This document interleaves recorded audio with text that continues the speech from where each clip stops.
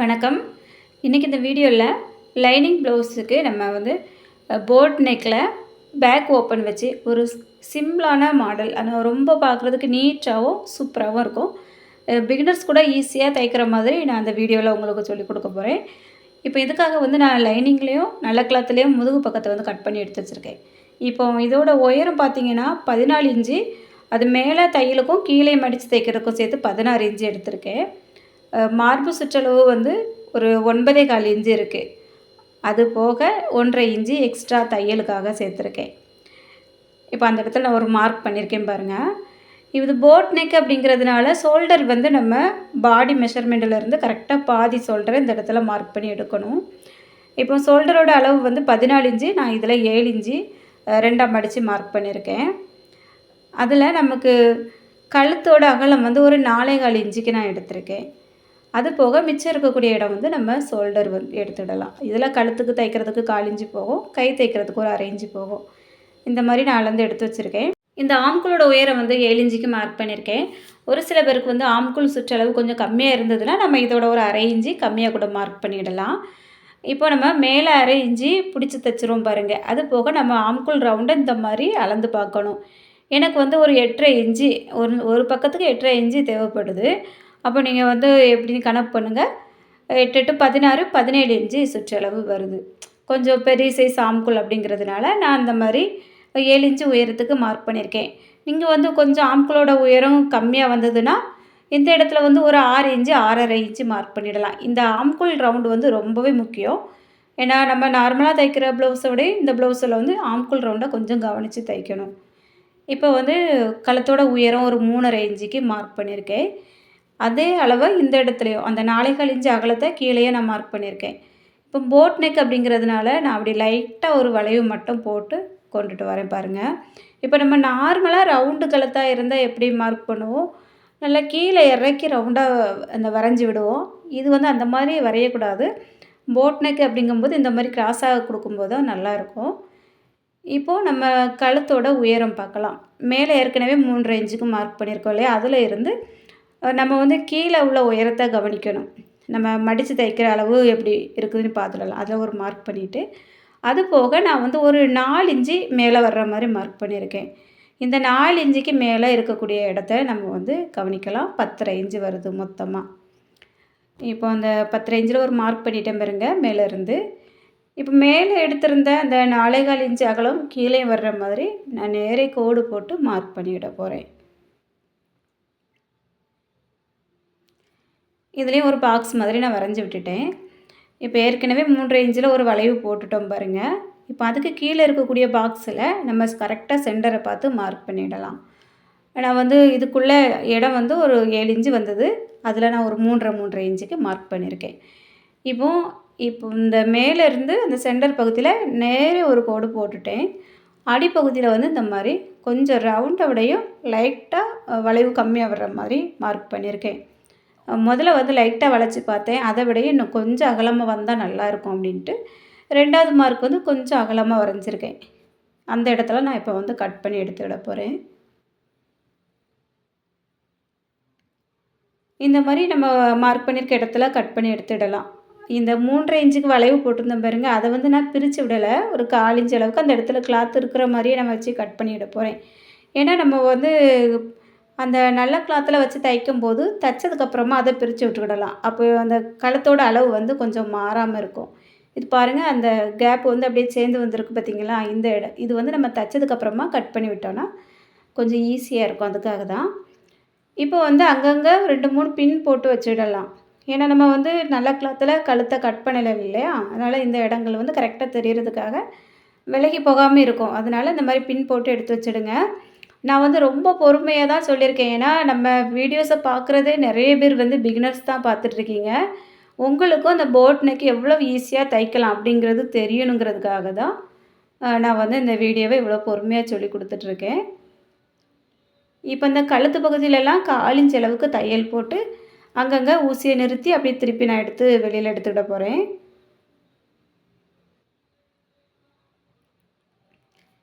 இப்போ 1/4 இன்ச்சில் தையல் போட்டு எடுத்தாச்சு. அந்த பின்னெல்லாம் எடுத்து ஒரு பக்கம் வச்சிடலாம். அந்த நல்ல கிளாத்து இருக்குது பாருங்கள், இது எல்லாமே லைனிங்கோட அளவுக்கு கட் பண்ணி எடுத்து வச்சுக்கிடலாம். இது கட் பண்ணி எடுத்ததுக்கப்புறமா வளைவுகள் எல்லாமே நல்லா சின்ன சின்ன கட் கொடுத்து எடுத்து வச்சுருவோம். இந்த கட் கொடுக்குறதும் நம்ம எப்படி கொடுக்கணும் அப்படிங்கிறதே ரொம்ப கவனித்து பார்க்கணும். வளைவுகள் வர இடத்துலலாம் நம்ம வந்து நார்மலாக எப்பவும் போல் கட் கொடுத்துட்ருவோம். இந்த கார்னர் வருது பாருங்க, இந்த இடத்துல எப்படி கட் பண்ணணும்னா, நம்ம இந்த மாதிரி கட் பண்ணி அதில் இருக்க கிளாத்தை வந்து கொஞ்சம் வெளியே எடுத்துடணும்.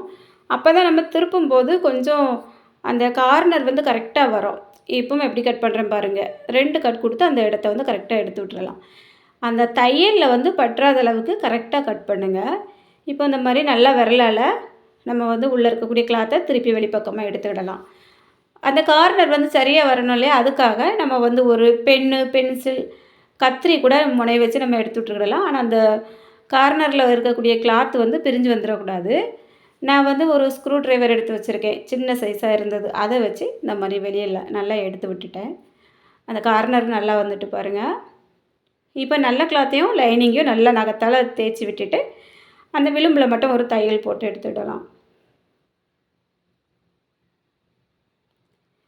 அந்த வளைவுகள் வரக்கூடிய இடத்துலலாம் கரெக்டாக எடுத்து எடுத்து விட்டுட்டு தைங்க. ஏன்னா நம்ம வந்து கேன்வாஸ் யூஸ் பண்ணையில் நார்மலாக தான் இப்போது இதில் வந்து 2 கிளாத்துலையும் தையல் போட்டு திருப்பியிருக்கோம். அதனால் கொஞ்சம் அதை எடுத்து எடுத்து விட்டுட்டு தைங்க. இந்த கிளாத் வந்து நல்லா கொஞ்சம் திக்காக இருக்கிறதுனால தைக்கிறதுக்கு நல்ல வசதியாகவே இருக்குது.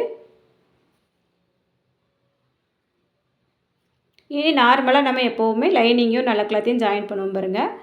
அதே போல் ஜாயின் தையல் போட்டுட்டு எக்ஸ்ட்ரா நிற்கக்கூடிய கிளாத்தெல்லாம் கட் பண்ணி எடுத்து வச்சிடலாம். பார்த்திங்கன்னா நம்ம சேனலில் வீடியோ அப்லோட் பண்ணி ஒரு 8 நாள் ஆகிட்டு, கொஞ்சம் உடம்புக்கு முடியாததுனால வீடியோஸ் வந்து எடுக்கவும் முடியலை, வேலையும் செய்யலை.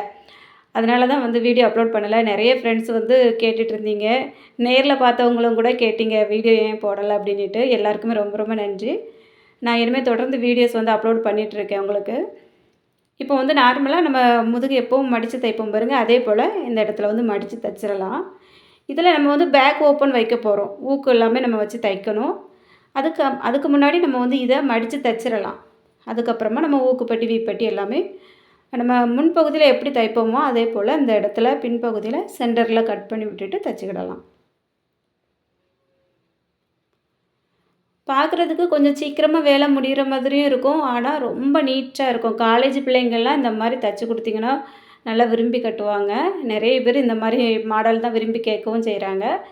இப்போ வந்து நான் இடது பக்கம் வரக்கூடிய பீஸில் அந்த ஊக்குப்பட்டி வச்சுருக்கேன். நல்ல பக்கத்தில் இருந்து தையல் போட்டு உள்பக்கமாக மடித்து திருப்பி தைச்சிட்டேன். இது வந்து பேக் ஓப்பன் அப்படிங்கிறதுனால நம்ம இந்த இடத்துல வந்து ரொம்ப கவனித்து பார்க்கணும். ஏன்னா ஒரு பாயிண்ட்டும் முன்ன பின்ன வரக்கூடாது. நம்ம முன்பக்கம்னா கூட கொஞ்சம் அட்ஜஸ்ட் பண்ணி நமக்கு தெரியாது, அதை கரெக்ட் பண்ணி விட்டுடலாம். அந்த பின்பக்கத்தில் வந்து கொஞ்சம் கவனித்து தைக்கணும். இப்போ இந்த வலது பக்கம் பீஸ் இருக்குது, அதில் வந்து நான் அப்படியே உள்பக்கமாக கிளாத்தை வச்சுட்டு தையல் போட்டுட்டு மேல் பக்கத்தில் திருப்பிக்கிட போகிறேன். நம்ம நார்மலாக எப்படி அந்த முன்பக்கம் தைப்போமோ அதே மெத்தடில் தான் இது வந்து பின்பக்கம் வர அவ்வளோதான். அந்த ஊக்குக்கு இந்த வி தைக்கக்கூடிய இடம் இருக்குது பாருங்க, இதுவும் வந்து கொஞ்சம் நெருக்கமாக தைச்சிடணும். ஏன்னா துணி வந்து டைட்டாக போடும்போது ரொம்ப நீங்கள் கேப் விட்டு விட்டு அந்த வி வந்து தைச்சிருந்தீங்கன்னா அந்த இடத்துல நம்ம ஊக்கு மாட்டி போட்டதுக்கப்புறமா அந்த உடம்பு தெரிகிற மாதிரி இருக்கக்கூடாது. அதனால் இந்த பீஸும் வந்து கொஞ்சம் பெருசாக இருக்கணும். இந்த வி தைக்கிற பீஸும் கொஞ்சம் பெருசாக இருக்கணும். அது இல்லாமல் கொஞ்சம் நெருக்கமாகவும் வி தைச்சி விடணும். அப்போ தான் அந்த இடங்கள் வந்து ரொம்ப நல்லாயிருக்கும் பார்க்குறதுக்கு.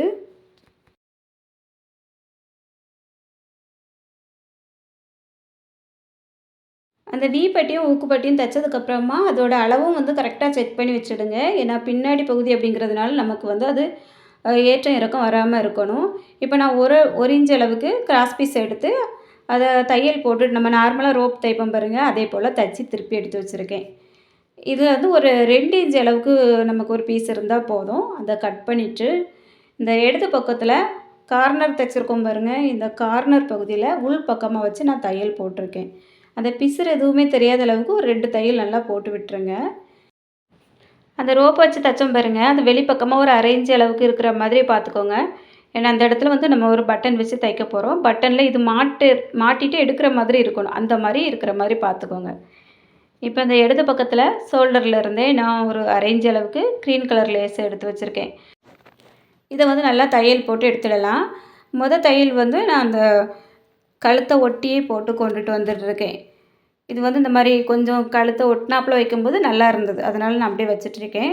அந்த வளைவுகள் வர்ற இடத்துலலாம் நல்லா மடித்து விட்டுட்டு திருப்பி தையல் போட்டுடலாம். இப்போ வந்து இந்த பக்கத்தில் வந்து பட்டி தைச்சிருக்கோம். அந்த பட்டி நம்ம முடிகிறதுக்கு முன்னாடியே முடிச்சுக்கிடணும். மடித்து விட்டு கட் பண்ணி தையல் போட்டுடலாம். 2வது தையலும் அந்த லேஸில் வெளிப்பக்கமாக போட்டு கொண்டுட்டு வருவோம். ஏன்னா இது அரேஞ்ச் அளவுக்கு இருக்குது அந்த லேஸு. அதனால் கண்டிப்பாக 2 தையல் போடணும். இப்போ பாருங்கள் நல்லா நீட்டாகிட்டு.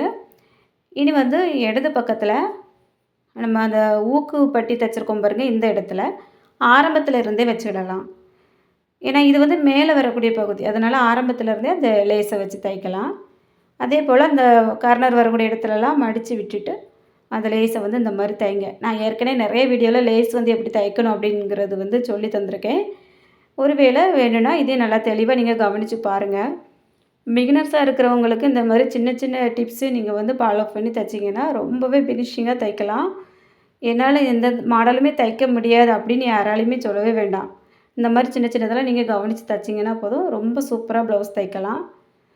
இப்போ வந்து 2வது தையலும் நான் வெளிப்பக்கமாக போட்டு எடுத்துவிட போகிறேன். இப்போ 2 பீஸு நமக்கு தனித்தனியாக தான் இருக்குது. இதில் வந்து ஒரு பட்டன் வச்சு ரெடி பண்ண போகிறேன். அதனால க்ரீன் கலர் கிளாத் எடுத்து வச்சுருக்கேன். இந்த பட்டன் வந்து கோட்டுக்கெலாம் வைப்போம் பாருங்கள், அந்த அளவுக்கு இருக்கும். கொஞ்சம் பெரிய சைஸ் பட்டன். அதை அந்த கிளாத்துக்கு நடுவில் வச்சுட்டு கிளாத்தை நல்லா சுற்றி கவர் பண்ணி நூல் போட்டு கட்டிட்டு ஊசியால் 2, 3 தையல் போட்டு விட்டுறலாம். அந்த கிளாத் வந்து வெளியில் வரக்கூடாத அளவுக்கு. நான் ஏற்கனவே இந்த பட்டன் எப்படி ரெடி பண்ணணும் அப்படின்ட்டு ரொம்ப நாளைக்கு முன்னாடியே ஒரு வீடியோ அப்லோட் பண்ணியிருக்கேன். வேணும்னா அதோட லிங்க் நான் இதில் வந்து கொடுக்குறேன் பாருங்கள். இப்போது அந்த பட்டனை வந்து நான் அந்த பக்கத்தில் இடது பக்கத்தில் அந்த கார்னர் வந்து பாருங்கள், அதில் வச்சு தைச்சிக்கிட போகிறேன். நான் கரெக்டாக அந்த நுனியில் வச்சு தையல் போடுங்க. இந்த பட்டனில் வந்து நம்ம நார்மலாக பட்டன் தைக்கிற மாதிரி நடுவில் 4 ஹோல் இருக்கும். அதுக்கு ஊடையே நம்ம நூல் வர்ற மாதிரி போட்டு தைச்சிடலாம். ரொம்ப ஈஸியாக தான் இருக்கும். இது இப்போ வந்து தையல் போட்டு எடுத்துட்டேன் பாருங்கள். நம்ம இந்த பக்கம் வச்சுருந்த ரோப்பு இதில் மாட்டுற மாதிரி வரணும். இப்போ பாருங்கள், நான் மாட்டினதுக்கப்புறம் எப்படி காமிக்கிறேன்னு. நல்லா சூப்பராக இருக்குது பாருங்கள். இந்த மாதிரி நம்ம ரோப்பில் ரெடி பண்ணும்போது அந்த இடம் வந்து ரொம்ப லூஸ் கொடுக்காம கரெக்டாக இருக்கும். அதுக்காக தான் இந்த மாதிரி ரோப்பு வச்சு தைச்சிருந்தேன். இன்னொரு பட்டன் ரெடி பண்ணியிருக்கேன் பாருங்கள். அதை வந்து நெக்கு முடிகிற இடத்துல சென்டரில் வச்சுருக்கேன். இதுக்கப்புறமா நம்ம நார்மலாக எப்பவும் போல் ஊக்கு தைக்கிற மாதிரி அந்தந்த இடத்துல ஊக்கு தைச்சி வச்சுடலாம். 2 பக்கமும் டாட்டும் பிடிச்சி எடுத்துவிடுங்க. அவ்வளோதான். போட் நெக்கு சூப்பராக நம்ம ஈஸியாக எப்படி தைக்கலாம் அப்படிங்கிறத பார்த்தாச்சு. இந்த வீடியோ பிடிச்சிருந்தா ஒரு லைக் பண்ணிடுங்க. மறக்காமல் நம்ம சேனலை சப்ஸ்கிரைப் பண்ணிவிட்டு பக்கத்தில் இருக்க பெல் பட்டனே ஆன் பண்ணிடுங்க. இது வரைக்கும் அந்த வீடியோ பொறுமையாக பார்த்த எல்லாருக்கும் ரொம்ப ரொம்ப நன்றி. வணக்கம்.